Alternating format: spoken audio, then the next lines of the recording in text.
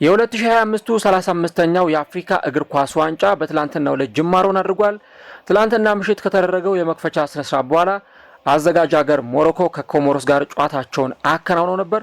በዚህ ጨዋታ ላይ ሞሮኮ 2-0 በሆነ ውጤት ጨዋታዋን በማሸነፍ የመጀመሪያውን 3 ነጥብ ማሳካት ችላለች። በትላንትናው ጨዋታ ላይ የሪያል ማድሪዱና እንዲሁም ደግሞ የሞሮኮ ብሔራዊ ቡድን ተጫዋች ሆነው ብራሂም ዲያዝ የውድድሩን የመክፈቻ ጎል ማስቆጠር የቻለ ተጫዋች ሆኗል። ትላንትና ጨዋታው ጥሩ ፉክክር የተመለከትንበትም ነበር። የኮሞሮስ ብሔራዊ ቡድኑ ግብ ጠባቂ በትላንትናው ዕለት አስገራሚ ፐርፎርማንስን ሲያሳይ፣ ከዚህም በተጨማሪ የፍጹም ቅጣት ምትም ሲያድን የተመለከትነው ግብ ጠባቂ ሆኗል። ከ60 ሺህ በላይ ተመልካቾች በታደሙበት ጨዋታ ሞሮኮ የመጀመሪያ 3 ነጥቧን አሳክታለች። ትላንት ምሽት የተደረገው የአፍሪካ ዋንጫው የመክፈቻ ጨዋታ እንዴት ነበር? በትላንትናው ጨዋታ ላይ የሞሮኮ ብሔራዊ ቡድን ያሳየው ፐርፎርማንስ እንዴት ባለ መንገድ ሊገለጽ ይችላል? የኮሞሮስ ብሔራዊ ቡድንስ ትላንትና ምን አይነት ታጋይነትና አስገራሚ የመከላከል መዋቅር ነበር ያስመለከቱን? ከዚህም ባሻገር በትላንትናው ዕለት የነበረው የመክፈቻ ስነ ስርዓት ለተቀረው ዓለም ምን መልእክትን ሲያስተላልፍ ቆይቷል? እንደዚሁም ደግሞ የሞሮኮ ብሔራዊ ቡድን በውድድሩ ምን ያክል ርቀት ሊጓዝ ይችላል የሚሉትን ጉዳዮች እስከ ቪዲዮ መጨረሻ ድረስ ከኛ ጋር አብራችሁ ከቆያችሁ የምንነግራችሁ ይሆናል። ሰላም ጤና ይስጥልን። የተወደዳችሁና የተከበራችሁ ውድ ቻናላችን ተከታታዮች እንዴት ናችሁልን? እግዚአብሔር ይመስገን እኔ በጣም ደህና ነኝ። የምትገኙት አራዳ ሜዳ ኦፊሻል ዩቲዩብ ቻናላችን ላይ ነው። ለቻናሉ አዲስ ከሆናችሁ የዩቲዩብ ገጹን ሰብስክራይብ በማድረግና የደወል ምልክቷን በመጫን የቻናላችን ቤተሰቦች እንድትሆኑ የአክብሮት ግብዣችን ነው። እንደዚሁም ደግሞ ፕሮግራሙን ስትጀምሩት ዩቲዩብ ፕሮግራሙን ለብዙዎች እንዲያደርሰው ፕሮግራሙን ላይክ በማድረግ መጀመራችሁን አስታውሱ። ፕሮግራም ቢያንስ በትንሹ 300 ላይክ እንዲኖረው እንፈልጋለን። ዩቲዩብ ፕሮግራሙን ለብዙዎች ለማድረስ የእናንተን በብዛት ላይክ ማድረግ ይፈልጋል። ስለዚህ ሁላችሁም ፕሮግራሙን ስትጀምሩ ላይክ በማድረግ መጀመራችሁን አስታውሱ። የአራዳ ሜዳ ኮሜንታተር ተስፋ ወርቅ ሉል ሰገድ አብሬያችሁ ቆይታ አደርጋለሁ። ፈጣሪ ፈቅዶ በዚህኛው ፕሮግራማችን ላይ ከእናንተ ጋር ተገናኝተናል። በዛሬው ዕለት እንግዲህ የአፍሪካ ዋንጫውን ጨዋታ እንመለከተዋለን።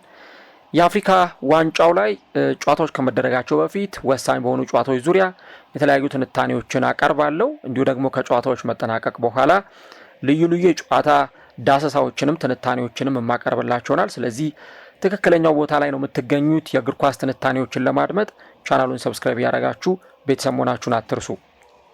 የአፍሪካ ዋንጫው ትላንትና ጅማሮን አድርጓል። 35ኛው የአፍሪካ እግር ኳስ ዋንጫ ትላንትና እንግዲህ አንድ ተብሎ ተጀምሯል።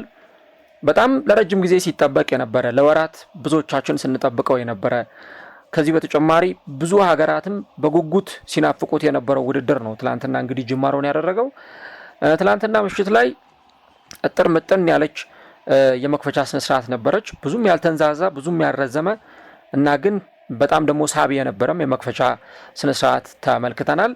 እንግዲህ ሞሮኮ ትልቅ የሆነውን ድግሷን አዘጋጅታ ሌሎች ተሳታፊ ሀገራትን ቱሪስቶችን ወደ ሀገሯ ኑልኝ፣ ውድድሬን ተመልከቱልኝ፣ ሀገሬን ጎብኙልኝ በማለት ትልቁን ውድድር አዘጋጅታለች። የአፍሪካ እግር ኳስ ኮንፌዴሬሽን የካፍ ፕሬዝዳንት የሆኑት ዶክተር ፓትሪስ ሞትሴፔ እንዲሁ ደግሞ የፊፋ ፕሬዝዳንት ጃኒ ኢንፋንቲኖን ጨምሮ ሌሎች ትልልቅ የእግር ኳሱ ሰዎች በትላንትናው ጨዋታ ላይ ተገኝተው ኢቭን ሁለቱም ሰዎች ንግግር አድርገው ነበረ ጨዋታው ከመጀመሩ አስቀድሞ። በጨዋታው ላይ ትላንት ከ60 ሺህ በላይ ተመልካቾች በስታዲየም ተገኝተው ጨዋታውን ተመልክተዋል። የመክፈቻ ስነ ስርዓቱ በጣም ብዙ መልእክትንም የሚያስተላልፍ ነበረ። በተለይ ሞሮኮ ያዘጋጀችው ድግስ በእግር ኳስ ምን ያክል ርቀት ላይ እንደምትገኝ በእግር ኳስ የደረሰችበት ሌቭል የደረሰችበት ደረጃ የቱ ጋር እንደሆነ በደንብ ቁልጭ አድርጎ የሚያሳይ ነው። ልክ የመክፈቻ ስነ ስርዓቱ በሚከናወንበት ጊዜ የስታዲየሙ ዙሪያ ገባውን በድሮን ካሜራዎች ሲቀረጽ ነበር እና በጣም ጽዱ የሆነ አካባቢ እንዲሁ ደግሞ ስታዲየሙ በጣም ትልቅና ግዙፍ፣ ከዚህ ባለፈ ደግሞ ሞሮኮ ለእግር ኳሱ የሰጠችውን ትኩረት ምን ያክል እንደሆነ ለአፍሪካውያን ብቻም ሳይሆን ለተቀረው ዓለም በደንብ ቁልጭ አድርጎ ያሳየ ነበር ማለት ይቻላል። እንዲህ ካሉ ሀገራት በጣም ትልቅ የምንወስዳቸው ትምህርቶች እንዳሉ ያለ ጥርጥር መናገር ይቻላል። ኢትዮጵያ ምንም እንኳን አልተሳካም እንጂ በ2029 የአፍሪካ ዋንጫን ለማዘጋጀት ጥያቄ አቅርባ ነበር። ግን ጥያቄ ማቅረባችን ጥሩ ነገር ሆኖ ሳለ ምን ይዘን ነው ወይ ደግሞ እጃችን ላይ ምን ኖሮ ነው የአፍሪካ ዋንጫ ልናዘጋጅ ጥያቄ አቀረብ ነው የሚል ነገር መነሳቱ በጣም ተገቢ ይሆናል። ምክንያቱም ልክ ትናንትና ጨዋታው ሊጀመር ሲል በነበረው የመክፈቻ ስነ ስርዓት ላይ እንደተመለከትነው እጅግ በጣም ውብ የሆነ አካባቢዎቿን ስንቃኝ ነበረ። በመክፈቻው ስነ ስርዓት ላይ ስታዲየሙ ቅድም እንዳልኳችሁ እጅግ በጣም ግዙፍ ነው። ከ60,000 በላይ ተመልካቾች ትላንትና በስታዲየም ተገኝተው የሞሮኮና የኮሞሮስን ጨዋታ ተመልክተዋል። ኦልሞስት ስታዲየሙ ጢም ብሎ ነበረ ያመሸው ማለት ይቻላል። እና እንዲህ አይነቶቹን ነገሮች በተመለከተ በጣም ብዙ ነገሮችን ልናነሳ እንችላለን። እንደ ሀገር ሞሮኮ የደረሰችበት ፋሲሊቲ ከጥቂት ዓመታት በኋላ ከ4 ዓመታት በኋላ ደግሞ በጣም ግዙፍ የሆነውን የዓለም ዋንጫ ከስፔንና ከሞሮኮ ጋር በጣም የምታዘጋጅ ሀገር ነች፣ ከስፔንና ከፖርቱጋል ጋር። ስለዚህ የሞሮኮ እግር ኳስ በጣም በከፍተኛ ሁኔታ እየተራመደ መሆኑን እና ሌሎች እንደ ኢትዮጵያ ያሉ ሀገራትን በጣም በእጥፍ ደርባ ሁሉ እያለፈቻቸው መሆኑን እየተመለከትን ነው። እንግዲህ ወደ 6 አካባቢ ስታዲየሞችን ነው ለአፍሪካ ዋንጫው እንደ ሪኳየርመንት የሚያስፈልግ የነበረው። ነገር ግን እነሱ 9 ትልልቅ የሆኑ ስታዲየሞችን አዘጋጅተው በዚህ የአፍሪካ ዋንጫ ላይ ይህንን የአፍሪካ ዋንጫ የሚያስተናግዱ ይሆናል እና የአፍሪካ ዋንጫው እንዲህ ባለ መንገድ ነው ትላንትና የመክፈቻው ስነስርዓት ተደርጎ የነበረው። ጨዋታው እንግዲህ በሁለት በጣም የተለያየ ደረጃ ላይ በሚገኙ ሀገራት መካከል የተደረገ ጨዋታ መሆኑንም መዘንጋት የለብንም። ሞሮኮ በአሁኑ ሰዓት እንደው በአፍሪካ እግር ኳስ ደረጃ በጣም በትልቅ የእግር ኳስ ሌቭል ላይ የምትገኝ ሀገር ነች። በዓለም ዋንጫ ላይ ከ4 ዓመታት በፊት ግማሽ ፍጻሜ በመድረስ የመጀመሪያዋ አፍሪካዊት ሀገር መሆን ችላለች። ምርጥ ተጫዋቾችን በስብስቧ ውስጥ ያቀፈች፣ ትልልቅ ተጫዋቾች የሞሮኮ ብሔራዊ ቡድንን እያጀገኑ የሚገኙበት፣ እንዲሁ ደግሞ ለዚህ ለአፍሪካ ዋንጫም እስከ ፍጻሜ ደርሰው ዋንጫውን ሊያነሱ ይችላሉ ተብሎ ከሚጠበቁ ሀገራት መካከል አንዱ የሞሮኮ ብሔራዊ ቡድን መሆኑን ማንሳት ያስፈልጋል። በአንጻሩ ግን ኮሞሮስ ደግሞ በጣም ትንሽዬ አይስላንድ በጣም ትንሽዬ ሀገር ነች።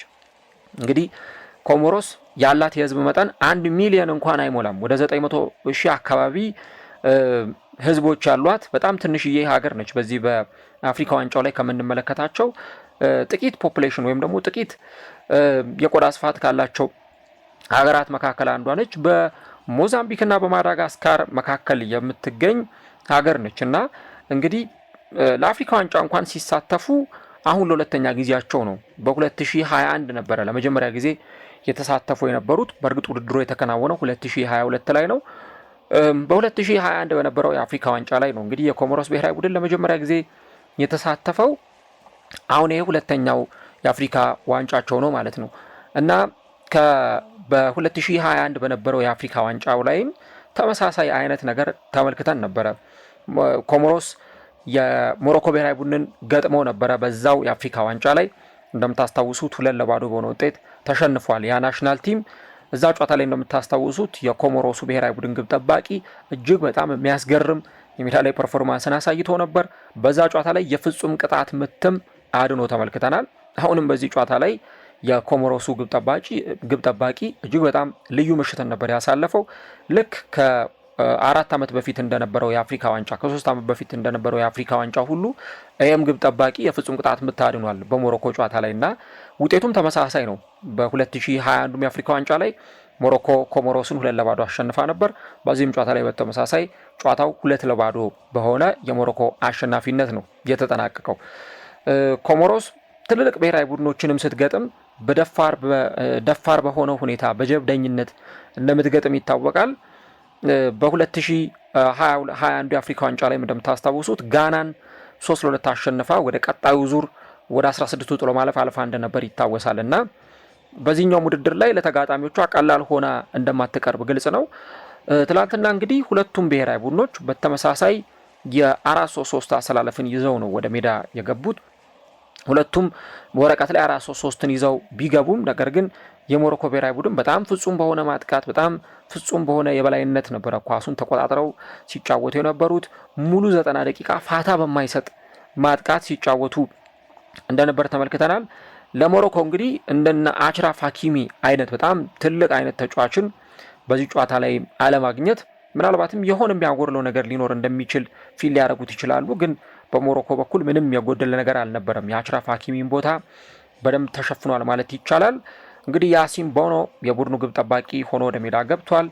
የማንቸስተር ዩናይትዱ የተከላካይ መስመር ተጫዋች ኑሴር ማዝራዊ፣ ናይፍ አጉዌርድ፣ ሮማን ሴይስ እንዲሁ ደግሞ በትላንትናው ጨዋታ ላይ ሌላኛው ተጫዋች አናስ ሳላህ ኤድኒ በቡድኑ በኩል የተከላካይ መስመር ተጫዋቾች ሆነዋል ከያሲን ቦኑ ከግብ ጠባቂው በመቀጠል እንዲሁ ደግሞ ሶፊያን አምራባት፣ አዜዲን ኦናሂ እና በትላንትናው ጨዋታ ላይም እንዲሁ በብዙ ሲጠበቅ የነበረው ኔል ኤል አዮኒ በጨዋታው ላይ የተሰለፉ ተጫዋቾች ናቸው። ብራሂም ዲያዝ፣ ኢስማኤል ሳይቢሪ እና እንዲሁ ደግሞ የፊት መስመር ተጫዋቹ ለአላይን የሚጫወተው ሶፊያን ራሂሚ የፊት መስመሩን ሲመሩ የነበሩ ተጫዋቾች ናቸው።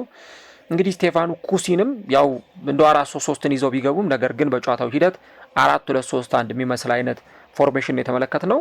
ቅድም እንደነገርኳችሁ ከጨዋታው የመጀመሪያ ደቂቃ ጀምሮ ሞሮኮች ፍጹም የሆነ ማጥቃትን ሲያሳዩን ነበር። ለዛም ነው ትላንትና በጨዋታው ላይ እንግዲህ ገና በጨዋታው 10ኛው ደቂቃ ላይ የፍጹም ቅጣት ምት አግኝተው የነበረው።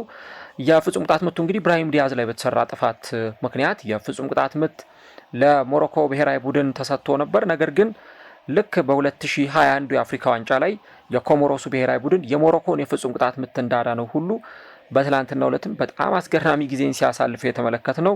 የ24 ዓመቱ ግብ ጠባቂ ያኒክ ፓንዶር የፍጹም ቅጣት ምቱን ሲመልሰው ተመልክተናል። ራሂሚ የፍጹም ቅጣት ምቱን ሊጠቀምበት አልቻለም። ፓንዶር የፍጹም ቅጣት ምቱን በጣም በድንቅ ብቃት መልሶበታል። ከዚህ ቀደም ለወልቭስ ሲጫወት የምናውቀው ሮማን ሴይስ ትላንትና ባጋጠመው የቁርጭምጭሚት ጉዳት ምክንያት የቡድኑ አምበል ተቀይሮ ወጥቷል እና በጣም እያለቀሰ ስሜታዊ ሆኖ ነበረ ትላንትና ተቀይሮ ሲወጣ የተመለከትነው። የ35 ዓመቱ ተጫዋች ምናልባትም ከዚህ በኋላ የመጨረሻው አፍሪካ ዋንጫው ሊሆን ይችላል እና በቀጣይ በሚኖሩ ጨዋታዎች ላይ ይሰለፋል አይሰለፍም የሚለውን አብረን እንመለከተዋለን። ግን ለተጫዋቹ ጥሩ ምሽት አልነበረም፣ በተለይ ተጎድቶ በመውጣቱ ምክንያት። የሞሮኮ ብሔራዊ ቡድን በጨዋታው ላይ በጣም የሚያስገርም ማጥቃት ቢያሳዩም ነገር ግን የመጀመሪያው አጋማሽ ጎል አልባ ሆኖ ነበር የተጠናቀቀው። በጣም የተሻላቸውን ያክል ሲያጠቁ ነበር፣ ኳሱን ተቆጣጥረው ሲጫወቱ እንደነበር አይተናል። ነገር ግን ደግሞ ጨዋታው ላይ ጎል ማስቆጠር አለመቻላቸው ሞሮኮውያንንም ያስጨነቀ ነበር። 45 ደቂቃ ሙሉ ጎል አልባ የሆነ ጨዋታ ነው የተመለከትነው። በ42ኛው ደቂቃም እንደዚሁ ብራሂም ዲያዝ ላይ ጥፋት ተሰርቷል በሚል የፍጹም ቅጣት ምት ይሰጠናል የሚል ጥያቄ አቅርበው ነበር። ነገር ግን የዕለቱ የጨዋታ ዳኛ ናዳላ ንጋምቦ ነገሩን በቫር ከተመለከቱት በኋላ በፍጹም አያሰጥም፣ እንደውም ኳስ በእጅ ተነክቷል፣ ስለዚህ የፍጹም ቅጣት ምት አያሰጥም በማለት እኚህ ዲሞክራቲክ ኮንጓዊ ዳኛ የፍጹም ቅጣት ምቱን ሳይሰጡ ቀርተዋል ማለት ነው። የመጀመሪያው አጋማሽ እንግዲህ በዚህ ውጤት ነበረ 0-0 በሆነ ውጤት የተጠናቀቀው። ኮሞሮሶች ከኳስ ጀርባ ሆነው ረጅሙን ደቂቃ ሲከላከሉ ተመልክተናል። ረጅሙን ደቂቃ በመከላከል ነገር ግን ከዛ በኋላ ምናልባት በመልሶ ማጥቃት የሚያገኟቸው ድሎች ካሉ እነዛን ለመጠቀም ነበር ሲሞክሩ የነበሩት። ነገር ግን ደግሞ 55ኛው ደቂቃ ላይ ነው የመጀመሪያው የአፍሪካ ዋንጫው የመክፈቻ ጎል የተቆጠረው። በጨዋታው ላይ የታደሙ የሞሮኮ ብሔራዊ ቡድን ተመልካቾች ሞሮኮውያንም ተጨንቀው ነበር። የመጀመሪያው አጋማሽ ላይ ቡድኑ ጎል ካለማስቆጠሩ ጋር እንዲሁም ደግሞ በኮሞሮስ ቀላል የሚባል ፈተና አልገጠመውም ነበርና በፊፋ የደረጃ ሰንጠረዥ በጣም ዝቅተኛ ደረጃ ላይ የምትገኘው ሀገር እንግዲህ እጅግ በጣም ፈታኝ ሆናባት አምሽታ ነበር ማለት ይቻላል። ጨዋታው ላይ የነበራቸው የመከላከል መዋቅራቸው እና ደግሞ ጨዋታው ላይ እስከ መጨረሻው ድረስ ፋይት ያደረጉበትና በጨዋታው እጅ ላለመስጠት የነበራቸው ትግል ሁሉ እጅግ በጣም የሚያስገርም ነበረ። ነገር ግን የሪያል ማድሪዱ ተጫዋች ብራሂም ዲያዝ የመጀመሪያውን ጎል አስቆጥሯል። ኳሱ ከመሃል ሜዳ ነው የተነሳው። ሶፊያን አምራባት ኳሷን ቺፕ አደረጋት። ከዛ በጣም በሚያስገርም ሁኔታ ኑሴር ማዝራዊ ከቀይ መስመር ያሻገራትን ኳስ ብራሂም ዲያዝ ብቻውን ቆሞ ነበረ። ማንም ማርክ አላደረገውም ወይም ማንም አጠገቡ አልቆመም ነበር። በጣም በቀላሉ ጎል አስቆጥሯል። እንግዲህ በአፍሪካ ዋንጫው ላይ ጎል ማስቆጠር የቻለ የመክፈቻውንም ጎል ያስቆጠረ ተጫዋች ሆኗል። ትናንትና ብራሂም ዲያዝ የጨዋታውን ኮከብ ተብሎ ነበር የተሸለመው። በጣም ምርጥ ምሽትን ነበር ያሳለፈው። ብዙ ጊዜ እንግዲህ የአፍሪካ ዋንጫው ጨዋታ ሲከናወን የአዘጋጅ ሀገራት ተጫዋቾች ናቸው የመክፈቻ ጎሎችን ሲያስቆጥሩ የምንመለከተው። ሌሎች ደግሞ በጣም ምርጥ በታሪክ የምናውቃቸውም ተጫዋቾች እንደዚሁ የመክፈቻ ጎሎችን ሲያስቆጥሩ እናውቃለን። ለምሳሌ በ2002 የአፍሪካ ዋንጫ ላይ ጆርጅ ዊሃ ነበረ የውድድሩን የመክፈቻ ጎል የላይቤሪያዊ ተጫዋች ያስቆጠረው። በ2004 ዚያድ ዣዚሪ ቱኒዚያዊ ተጫዋች፣ በ2006 እንግዲህ ሚዶ ግብ ማስቆጠር የቻለ ተጫዋች ነው። በ2008 አሳሟ ዢያን ጋናዊ ተጫዋች እንደዚሁ ጎል ያስቆጠረ ተጫዋች ሆኗል።